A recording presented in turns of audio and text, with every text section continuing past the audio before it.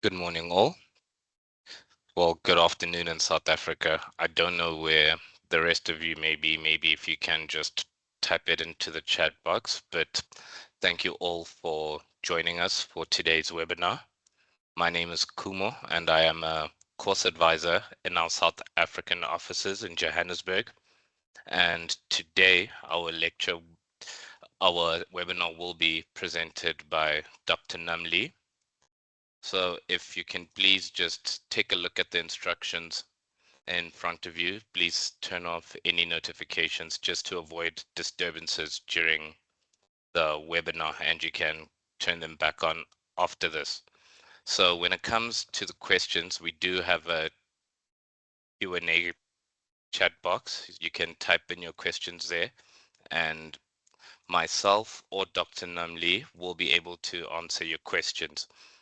So with no further ado, we can get started.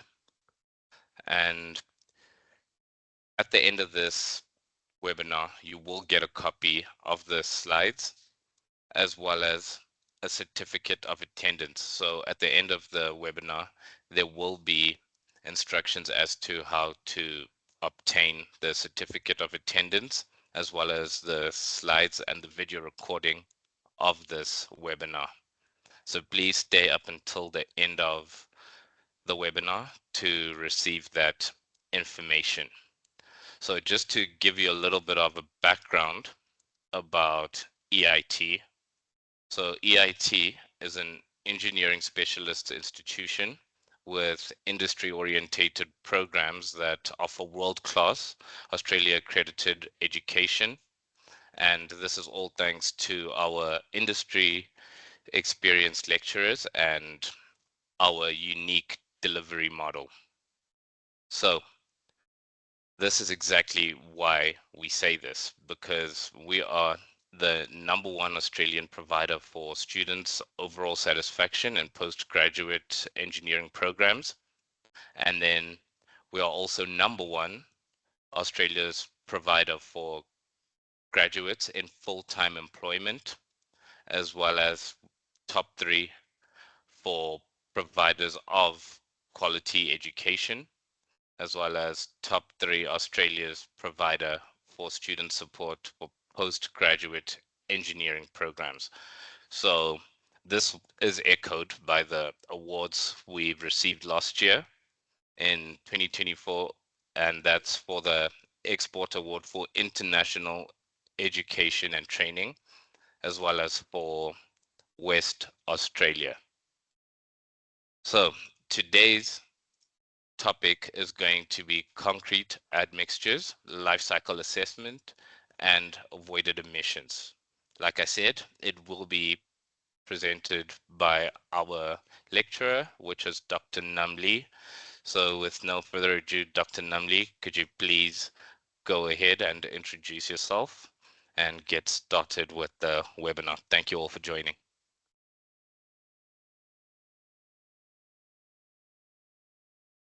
Yeah, Kumo, thank you very much for your introduction. Welcome everyone to the webinar today. Good morning, good afternoon, and good evening. Yeah, my name is Nam. Today I'm very excited to going to present or to share my understanding for the concrete admixtures with the life cycle assessment and also the avoided emissions of this material, of these type of materials. Very quick about me. I work for a concrete company. I also work for currently with Sika Australia with technical roles in technical service and for product management, and also currently with R&D sustainability. I'm very interested in sustainable material solutions and also initiatives for reducing carbon emissions of concrete in general. Right. And for today's webinar, I'm going to share firstly the general understanding on concrete admixtures, Secondly, will be general understanding for LCA and EPD, mean life cycle assessment and also environmental product declaration. Next will be 2 case studies. One is for EPD, in specifically for the results of life cycle assessment of admixtures. When we here in Australia, we have several admixtures having the EPD recently, last year and this year. And last will be another study, a case study, when I share about the avoided admission with concrete admixtures and how admixtures can create kind of avoided admissions. Right? Okay, firstly, for concrete admixtures, admixtures is, and as a term, what it is, the admixture means in Oxford's dictionary, it is like a small amount of something mixed with something else. And the AD here is like a prefix from Latin, mean to or towards. It means we have something we add to the other things, right? And what we add to is the concrete, right? We have concrete. I just have a very simple graph here with like typical compositions of concrete.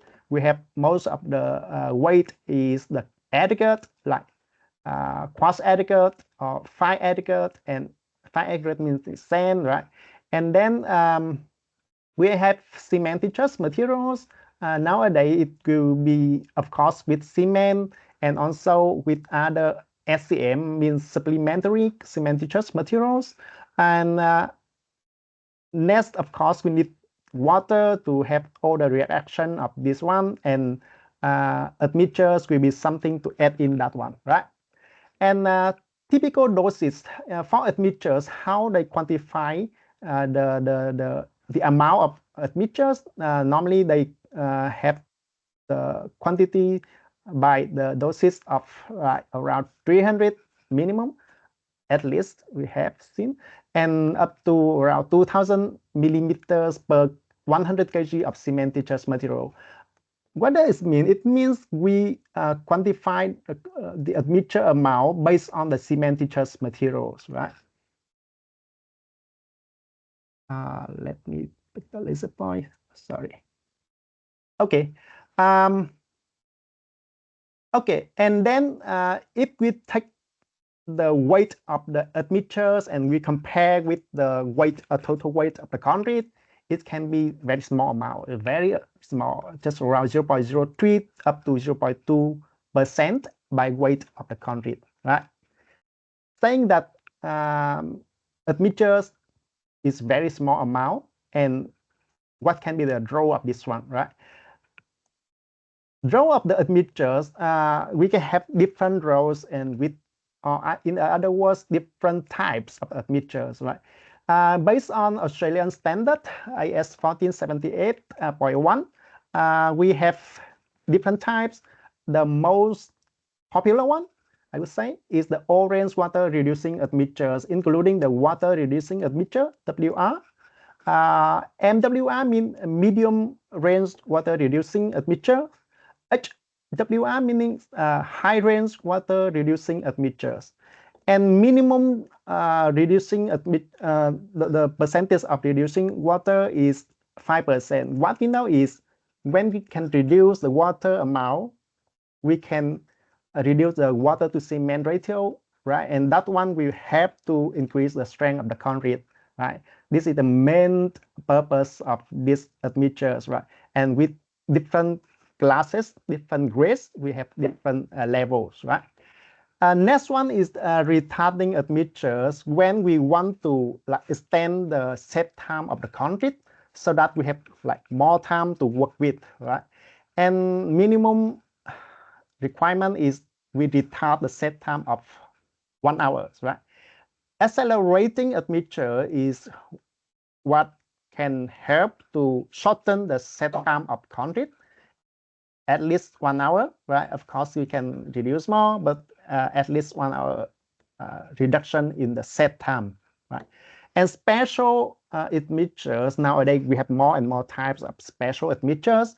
One of them is to keep the slump of the concrete. For example, we want to have not only the longer set time, but also we want to have good workability. The slump is detained or maintained for longer time, and then we can have this type of admixture. We have other admixtures to reduce shrinkage. Some admixtures can help reduce the corrosion of steel bars, etc. Many types of admixtures, right? And we have air entraining admixtures when we want to introduce air entrainment to the concrete, right? And also we can have some combination of different types, and then we have additional ones. Like here we have water reducing and retention. It means we have retarding effect and water reducing effect, and then we have this type of admixtures. We can also have accelerating effect and water reducing effect, and then we can have this type of admixtures when we have both two effects, right? Water reducing and accelerating. And if we have the special one, we can also have like retarding admixtures together with other type of other function we have for the special one, and so far and so on, right? It can be seen here that we have many types with different functions, so that we can have for certain application, like in the hot weather, we may want to have something like we want to have retarding to extend the set time so that we can have enough time to work on the site. Or sometimes like in the winter time, it's too cold, and then we need something to accelerate the hydration of the concrete, so that we can use the accelerating admixture, right? This that one is very generic about the types of admixtures. And imagine what happened for the modern concrete industry if we don't have any admixtures, right? Just some examples here for us to think. Is the first one is first aspect is the workability. Imagine if we don't have admixtures, and then when we produce concrete, especially the high strength one, and concrete will be very harsh, very difficult to mix, right? Because you have very low water amount, and so that very high cement and very low water, and then concrete is very sticky, very harsh, right? But with the admixtures, we can help to like still maintain the low water to cement ratio, but the workability is better. Concrete is easier to work with, right? Workability retention.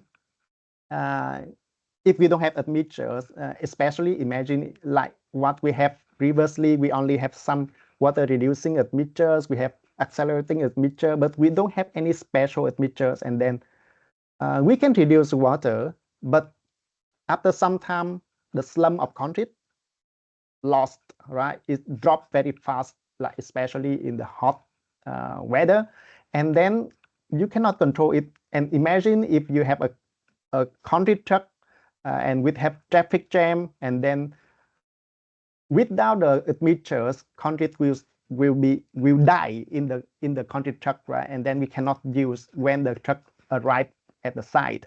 That's why admixture is very important here. Strength, yes, we can reduce the water to obtain high strength, but without admixture, that one is very difficult to obtain. Setting time, without admixture, we cannot control easily like what we have now, right? Because especially with different temperature of the different conditions, right? Efficiency, if you simply have cement, if you only have aggregate and water, you will have very low efficiencies formulation of the or misdesign of the concrete, right? When we can introduce admixtures here, we can reduce the cementitures, we can include different type of cementitures, so that we can optimize the misdesign, and then we can reduce the total cost. Also, reduce the emission or the environmental impact of the country. Yeah, this is for the like kind of the how the admixtures play the role in the modern concrete industry. Hopefully it's clear enough for the like very general understanding for concrete admixtures. If you have any questions, feel free to put in the Q&A section, and then we can come back to answer later. Thank you. Second part, we will try to understand a bit for the LCA and EPD, right? Okay, LCA. LCA, I think this term had been for a long time, but more nowadays is like widely mentioned, right? I could say life cycle assessment. This is the standardized method. People describe the circle of the product with the assessment of that one. For example, here we have a product, right? Like in this case, we have concrete admixtures. And where is it from? That admixtures will come from all the natural resources. We have all the materials from different sources, right? But all of them will come to the factory. They are all the raw materials come to the factory with all the transport, and then they are produced in the factory, and then they are transported to the site for the application. And then after that, 50 years later or 100 years later, the concrete is disposed, and then the admixtures also disposed in the same time because it's in the concrete, right? And it comes to the end of life of the product, and it becomes like waste, right? This is the cycle of the product, and the life cycle assessment will check every step in this circle to see how many kg CO2 or how many gas or greenhouse gas, other greenhouse gas released to the environment because of these processes, right? And to conduct this study, life cycle assessments like a study, right? To conduct this study, people need to have like a database. They have the modeling software so that they can collect all the data, and then they can analyze, and then they have the results. Final results will be how these products affect the environment in terms of environmental impacts like greenhouse gases or other impacts, right?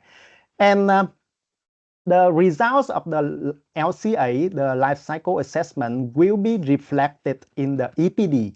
EPD meaning environmental product declaration.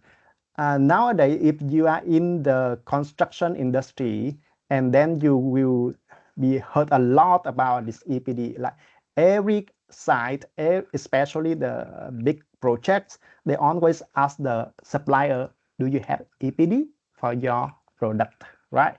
And this EPD will need to follow certain standards, and one of the most important or widely accepted standard nowadays is the EN 15804. And then many construction products need to have the published EPD with this kind of standard. Figure 3 here shows just an example, just the cover page, of course, of the EPD published by EFCA. It means the association in Europe for concrete admixtures. This is more or less like the earliest EPD of admixtures published for until now, right? This is the earliest one, right? And also the most widely recognized one, because not many companies publish it, but and also not many products have the EPD. That's why when they don't have like the contractors, they don't have any information, they need to get this EPD to assume that this is their for their products, right? Okay, and what contents we have in the EPDs, or in other words, the LCA results, how they are reflected in the EPD. If you see the screen here, I just have a screenshot for one table of the inside the EPD, right? In the EPD here, in this document, you can see here, we have different stages. And the most important thing of a product is the product stage. It means that product will come from whatever materials from the from all the resources. They come to this one and they are produced here, and this come to the stage of product stage, or sometimes people call it a production stage, right? But it's not really only the production, not only in your plant, but not only in your factory, but also include all other things before that, right? From the original materials, right? And after the products are produced, we have all the environmental impacts from A1 to A3, and they call it the cradle to gate, right? To gate here means your factory gate. Out of the factory gate will be next stage. Before the gate, before your factory gate will be this stage will be the cradle to gate stage, right? And after this one, your products will move to the next stage of applications when it is transported to the site, and you have the A4 here is the module when you transport the product, and A5 will be the assembly at the site, and use stage meaning all the like environmental impacts your product have during the usage of the product at the site. For concrete admixtures, you can see here from the EPD of Europe, either they don't, either is not relevant or is not declared in this use stage, right? Because the admixtures will be mixed in the concrete, right? And then concrete we have its use stage not really relevant to admixture. Admixture, in other words, admixture mostly don't have anything during the use stage, right? Okay, and then end of life of stage is when the concrete together with the admixtures inside will be disposed or will be sent to the landfill, and then we also have all the processes like transport or treating the waste at the or disposal, right? And then also there are some benefits beyond the system. D here, the module here, D here, when sometimes concrete is recycled back and to make like either the aggregate or to be the backfill somewhere, right? And yeah, it means that for this EPD, for the EPD, you will have all the modules here, all the stages of your product to check, to analyze, to study, and see how much, for example, CO2 released from this stage, right? And the results here typically calculated for 1 kg of product like admixtures. People also calculate it for 1 kg of admixtures. Okay, and it comes to the question earlier that the admixtures amount is very small in the concrete. Why are we interested in the LCA or the life cycle assessment of admixtures, right? Just some figures here for you to understanding the whole picture. Like global admixture market, we have like quite huge market with the total values of 19 billion US dollars in 2022. according to this report, right? And it means that with these values of the market, it means that we have million tons of admixtures produced every year, okay? And also, if we have only in Australia market and we only focus on the concrete market, only in Australia, we have 29 million cubic meter of concrete is produced every year. The values, the figures here from I think 2022 or 2024, but published again in the website in 2025.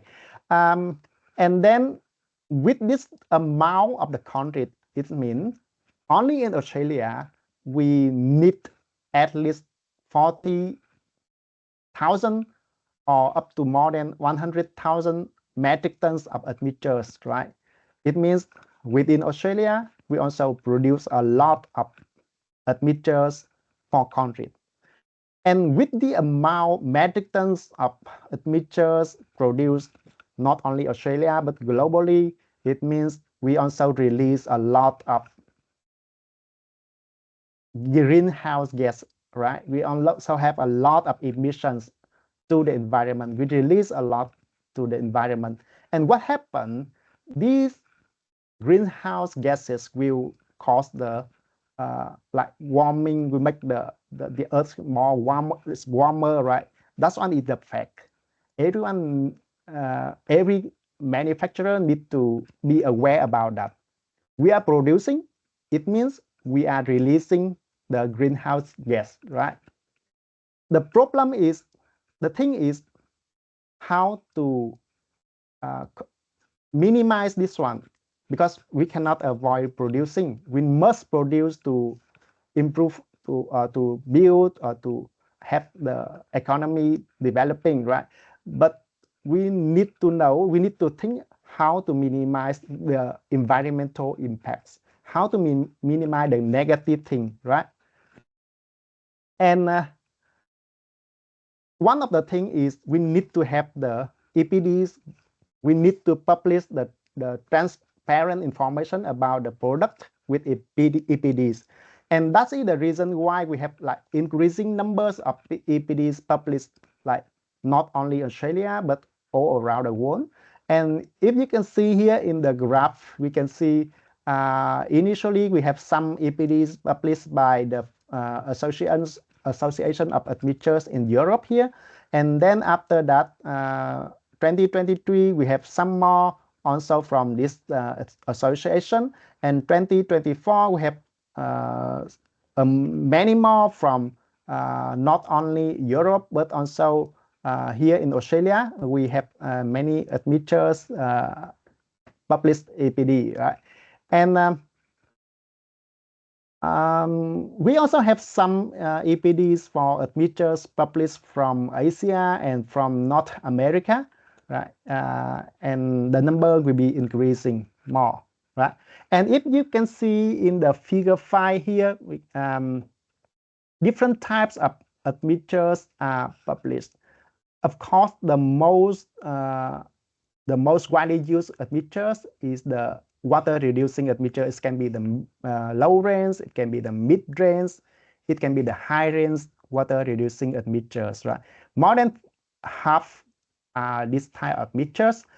We also have other type of admixtures published EPD with like set accelerating admixture or retarding admixtures, right? And yeah, it means different types of admixtures already have the EPDs, right? And the number of them will be increasing. Okay. And here I just want to introduce some types of the EPDs we have, not only for admixtures, but all other products. Typically, we have specific EPD, average EPD, and model EPD.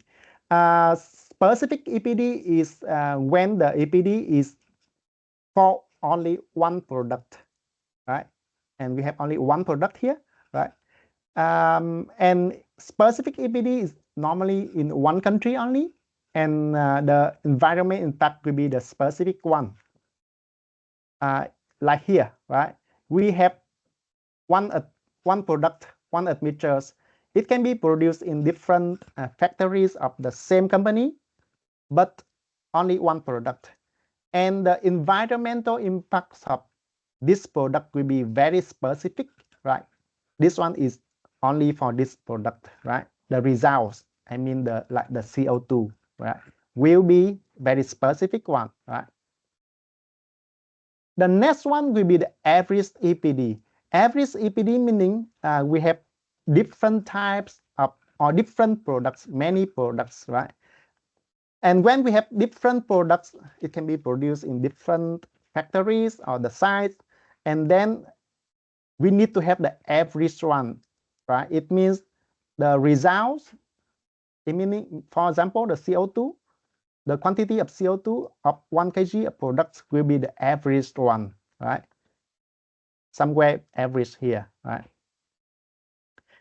And model EPDs is also when we have many products, but we don't take the average of this one, right? We take the highest one. And this is the case of the model EPD in Europe, when they have many countries, they have many factories, and they only calculate, they estimate so that, okay, I select the highest value of the CO2 of these admixtures, right? And then all the admixtures here, the environmental impact will be either similar or smaller than this value, right? And yeah, in other words, the environmental impact of this one will be the highest one, right? Okay, and how to obtain the EPD or how to publish the EPD? We need to have different steps. We need to have the data collection. This one is a very hard one. We need to collect the data of the formulation, of the transport, like where we get the raw material from, and production, like how many kilowatt hours of electricity we use to produce 1 kg of the product. And other information like packaging or other assumption we need to make to collect the data and to calculate the LCA's results, right? And the next step will be conducting the LCA study. We need to have a modeling. We have software to get all the data in, and then use the software to calculate. And then the next step will be the verification, when all the results of this modeling will be sent to like a third party, so that people can check and review and see, okay, is it okay? It is reasonable. The methodology is okay, or the results are okay, or it need to be revised, kind of that thing, right? And after you have passed the verification, and then you can publish the EPD. It can be with different operators like International EPD from Sweden, or IBU from Germany, or ASTM from the United States. Right? We have different EPD operator or publisher, and then they need to assign the verification, the verifier, and they after the verifier agree with all the things, and then they will publish the EPD. Right? Okay, some common misunderstanding for EPD will be, first one, our admixtures having the EPDs will be more sustainable than those without EPDs. That one is not true, or in other words, it's not always true. The reason is, if you, as just now mentioned, when you have a product and we don't have the EPD, right? We may assume that this one is the model. We need to take the model EPD to assume for the like how much of the the CO2 of this product is, right? And then that case, we need to select the highest value of the environmental impacts. But if we have the EPD, and especially if we have the specific EPD, we will have like exactly how much how many kg of CO2 relevant to this product, right? That's one not really more sustainable, but more transparent, right? I calculate and I know that this product 1 kg will be this how many kg of CO2, right? Secondly, are low emission admixtures always necessary to achieve low emission concrete? This one is not really also. The reason is, as you can see here, the admixtures accounts for a very small percentage of the concrete, right? And when we have low or high emissions of these admixtures, it's likely that you don't affect much the total emission of this concrete, right? But these admixtures can be used for like concrete company A, concrete company B, or concrete company D, or whatever, right? And if I sum up all the admixtures I sell to these companies, the total amount of admixtures, of course, will be huge. That's why the low emission admixtures, although it doesn't affect much the total emission of the concrete, but as a manufacturer of the concrete, we need to publish the EPD to because it's relevant to many, not only this company, right? And it's for the whole industry of the admixtures, right? Number 3, are EPDs from different programs always comparable? That one is normally not always also. They can be comparable only like under specific conditions. For example, company A, they publish EPD with IBU. Company B, they publish with international EPD. If these two EPDs, they follow the same standard, yes, they can be compared, but they publish different standards, and then it's difficult to compare, right? That's why it's not always comparable when we check the EPDs, right? Okay, let's move to the next sections, like a case study for the results on the life cycle assessment of admixtures. Very quick about this one, we have the EPD published by Association of Admixtures in Europe, and in this case study, I just analyzed the water reducing or the plasticizer of this association. They published in 2021 and 2024, right? And in 2021, with this type of admixtures, they published only one EPD, model EPD. And then in 2024, they published with 3 EPD. And last year also in 2024, Sika Australia also published several EPDs. And for this water reducing admixtures, we published 9 EPDs, right? And these 9 EPDs will be covered in this case study. Very also quick about Association of Admixtures in Europe. They have different members from Germany, from France, from Italy, Finland, right? And here the EPDs published by Sika Australia cover for different sites in Australia. And here we only analyze the results for the global warming potential. What I just now often mentioned is the CO2 of how many kg of CO2 relevant to 1 kg of product. And as you can see here, the red dot or red symbol here for the admixtures of specific EPDs published by Sika Australia. We have WR and WRRE, meaning the water reducing, like the low range of water reducing admixtures. And MWR here is the middle range. We can have a little bit, we can see the value of CO2 a little bit higher here. And HWR meaning the high range water reducing admixtures. You can see that the GWP or the global warming potential of these admixtures is a bit higher, the highest one in this group. And we also have here SN, special admixtures, and the GWP, or the global warming potential, is a bit lower than the highest one here. And if we compare with the EPD published by Europe, we can see this is the EPD published in 2021. The value is super high, very far away from all the admixtures we have, right?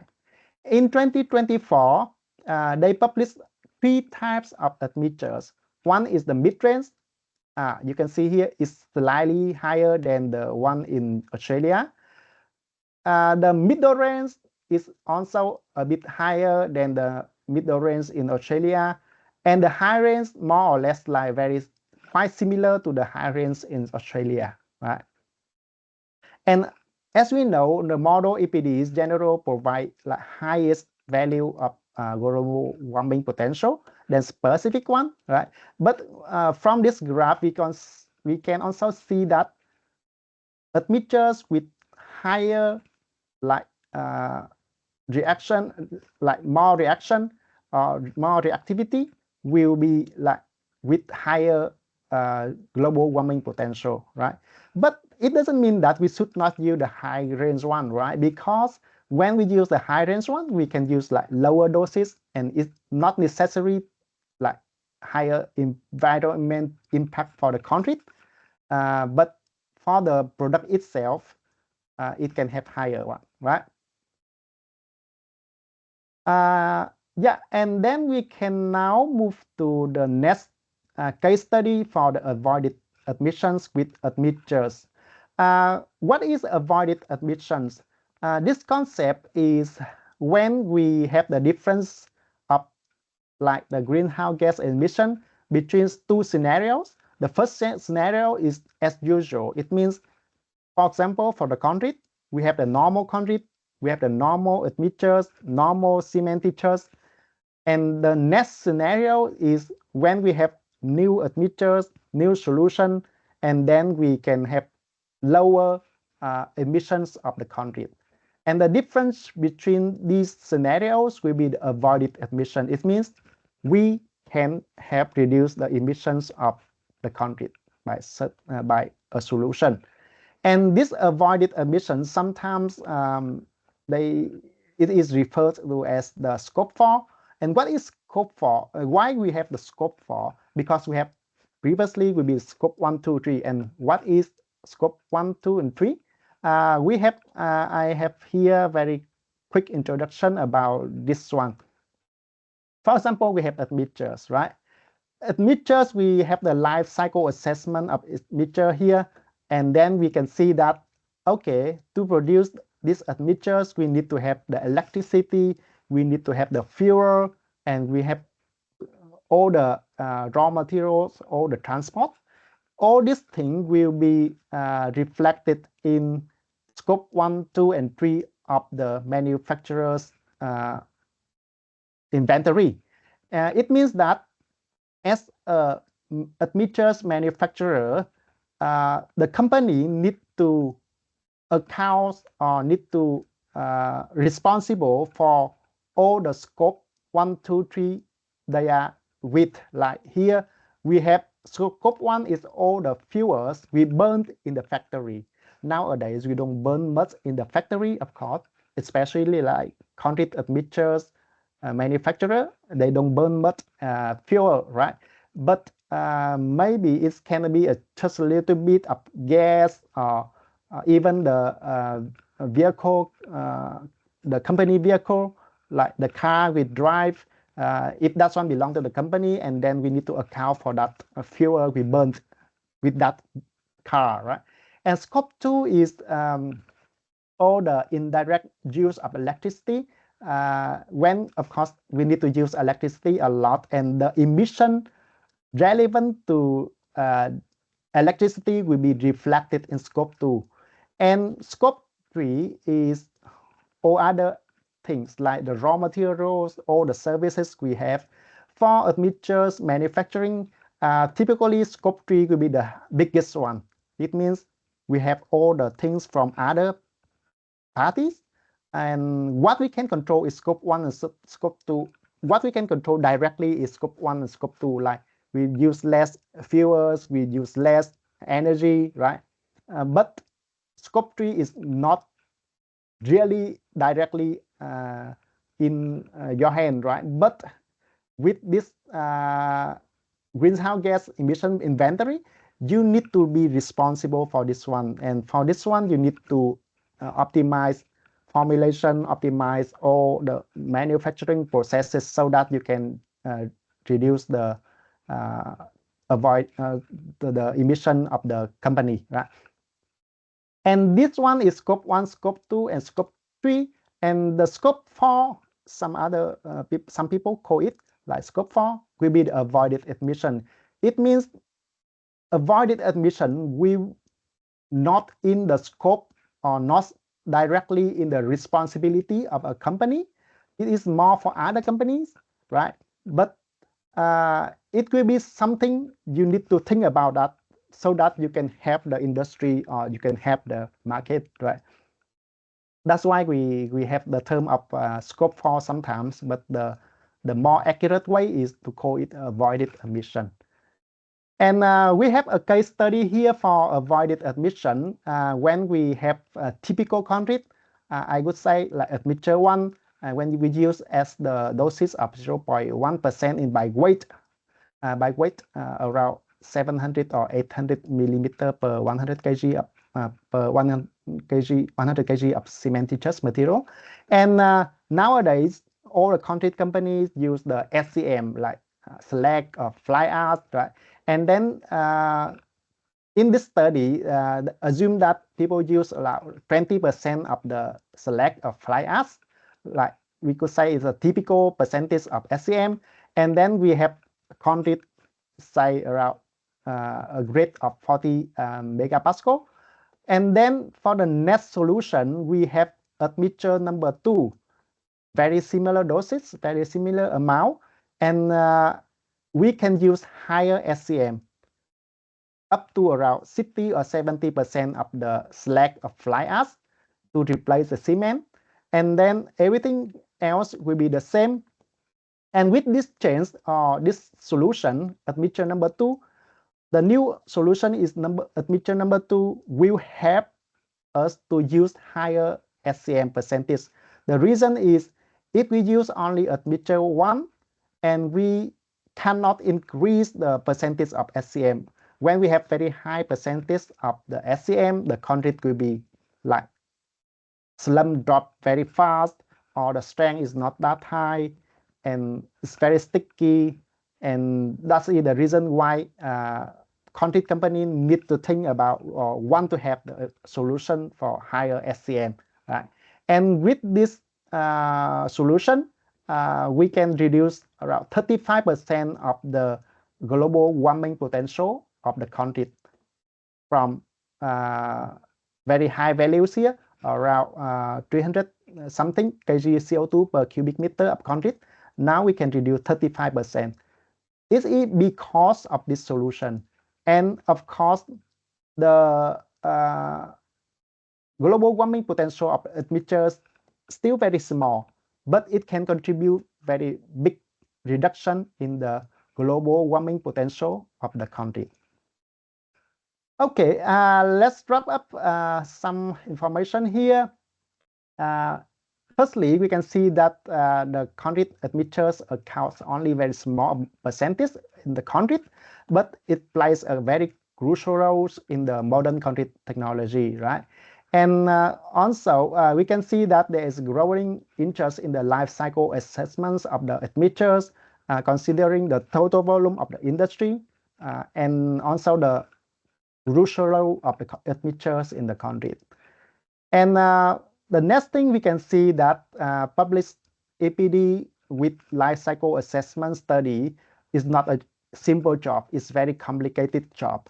But although it's very complicated, publishing it is very essential to measure the emission of the products and also promote the transparency in the construction industry. Next thing we can see that specific EPDs of admixtures produced in Australia provide essential data for concrete manufacturers.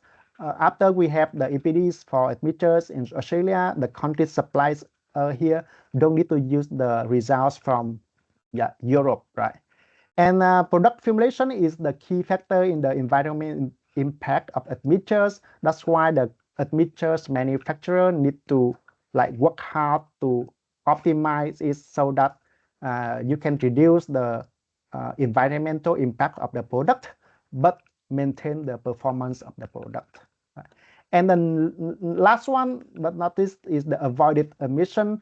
This term is very important one in the sustainability topic because this one is when the companies try to solve the solution of other companies or the industry, right?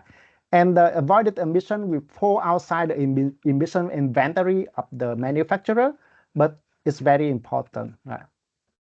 Yeah, okay, this is the end of my presentation today for concrete admixtures. Thank you for your attention. Kumo, Thank you so much. do you have any Q&A? Yeah, there's actually quite a few questions that we can go through. So yeah, let's just see what our attendees had to say. So the first question is from Louis Lopez, and yeah. he is asking, what are the main criteria for defining scenario 1 reference and scenario 2 with the new solution, and how do these definitions influence the calculation of avoided emissions? That's a question from Louis Lopez. Yeah, okay. Thank you very much for your question, Luis and Humo, for explaining it. Let me go back to this avoided emission. Yeah, avoided emission. Scenario 1 is something like the typical one. It means like in my example or my case study, we have typical misdesign now with the concrete company is they just use around 20% of the slag or fly ash. This is very typical, right? And with that typical misdesign, they have all the we have all the other raw materials, and we can calculate the emission of the total concrete based on the misdesign. And with the new solution, we have something new because typically people cannot use very high slag percentage. They only can use 20 or maybe try a little bit more for 30 or 40%, but 60 or 70% is something like impossible because of the barriers like the workability, the strength, right? And this is when we have the new solution, when we have new admixtures, when we introduce it, and we can use higher percentage. This is new. Okay. Thank you so much. Yeah, Oh, it's clear. yeah. So the next question we've got is from Mulenda Eli, Katanga CD. So the question from Mulenda is, what is the function of an accelerator in concrete? And under what conditions or concrete types might it use present disadvantages or limitations? Okay, for the accelerating admixtures, that one is help to let me go back to the slide.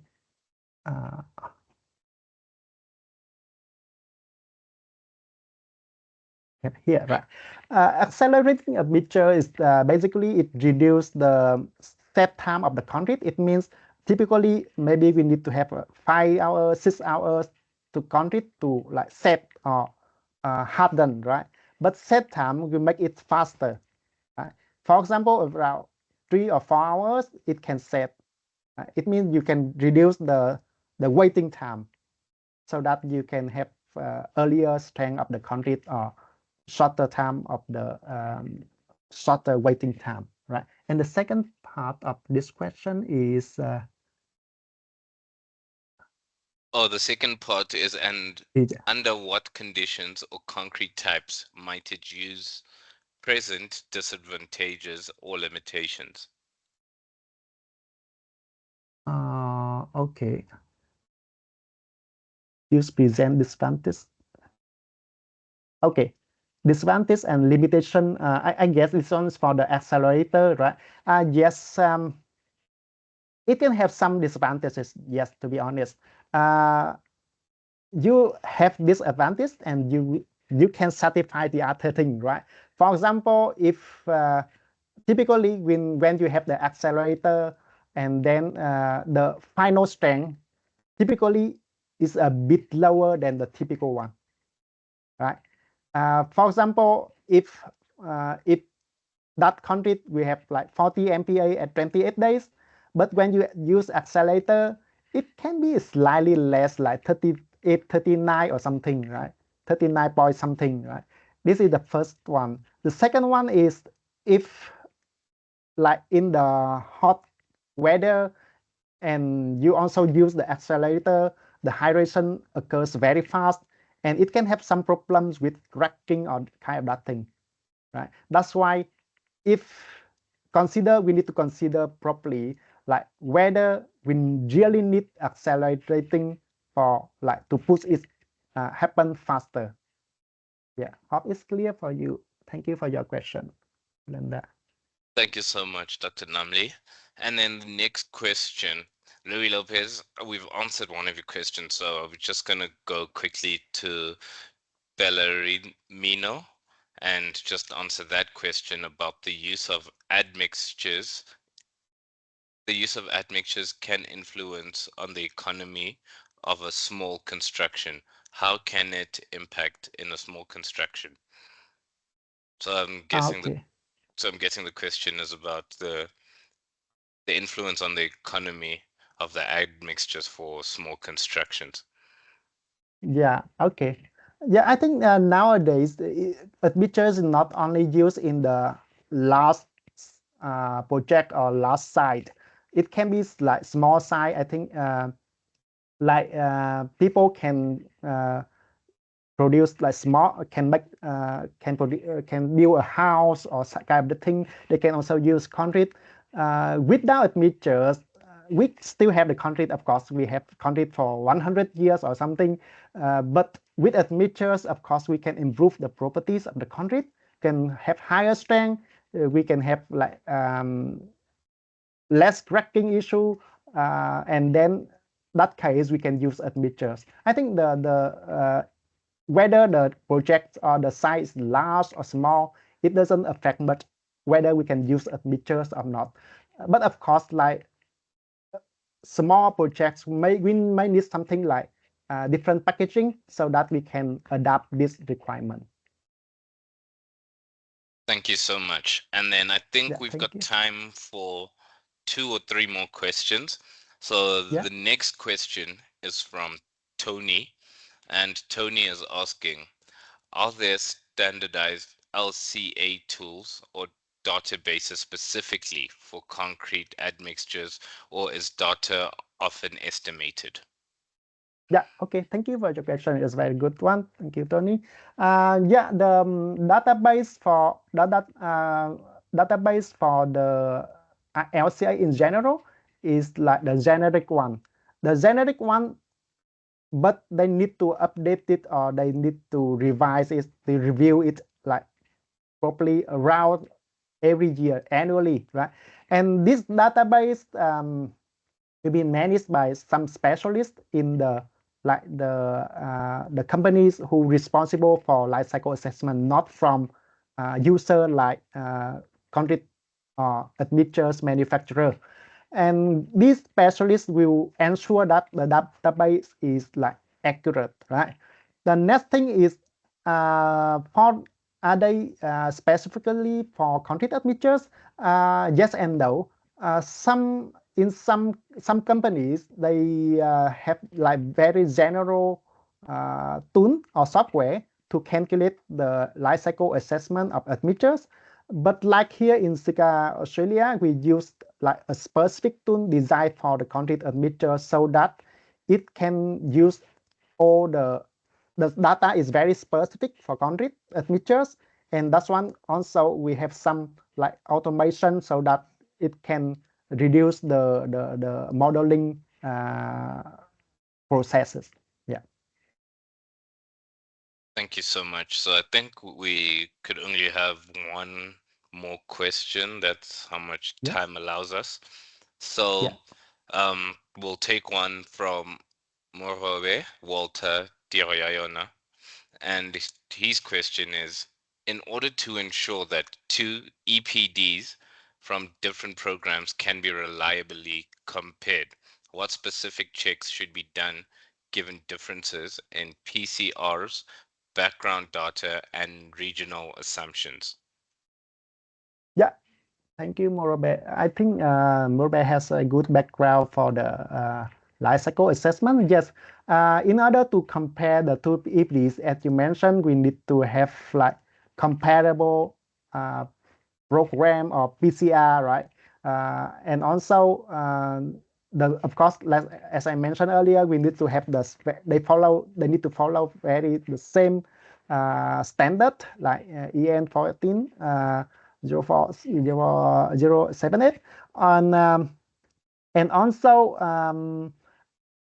the country, of course, like the background data and the regional assumption, they can be something we need to consider, right? It means that when we have two EPDs, it's not easy to say that, okay, this one is better or worse than the other one. But this one, in the reality is people also need to think about that. People need also have the feeling that, okay, we need to compare because this value is too lower than the other one. And then okay, this lower value can have some benefit, right?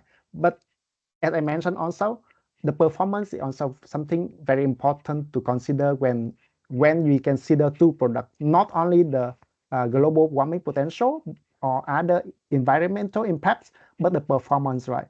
If you can use lower or higher doses, it can affect a lot to the emission within the country. Yeah, thank you again for your question. Okay, so that should wrap up our Q&A session as we are out of time. Dr. Namli, thank you so Yeah, much for thank providing you. us with your expertise in this topic. And I would just like to highlight a few things just before we wrap this up. And one of which is we need to, number one, thank you all for attending our webinar today. And so basically, based from today's topic, these are the courses that we offer here at EIT.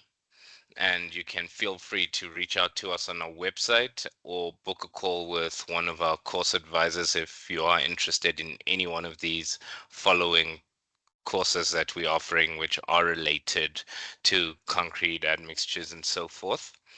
And the upcoming courses for later on this year and early next year are up here on the screen. You can take a look at that. And I have just posted right now the links. So we've got the links for the certificate of attendance, but you will have to fill out a form in order to receive the certificate of attendance. And then you can register for our upcoming webinars. We've got the link there, as well as if you'd like to speak to one of our course advisors with regards to any courses you may be interested in, then we've got the link there.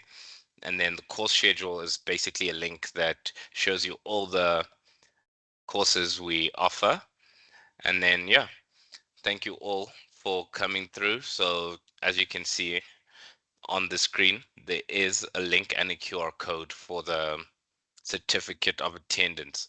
So like I had mentioned earlier on, you will be sent a copy of the slide and the recording for this webinar today. And we've done our Q&A, so thank you all for you that have posed questions to Dr. Namli. He did a good job at answering those questions, and you guys did ask some very good questions. So these are contact details, and thank you all once again for joining our webinar today. Have a good day or good evening, or have a good morning, depending on wherever you are in the world. Thank you so much. Have a good day. Bye. Thank you. Bye bye, everyone.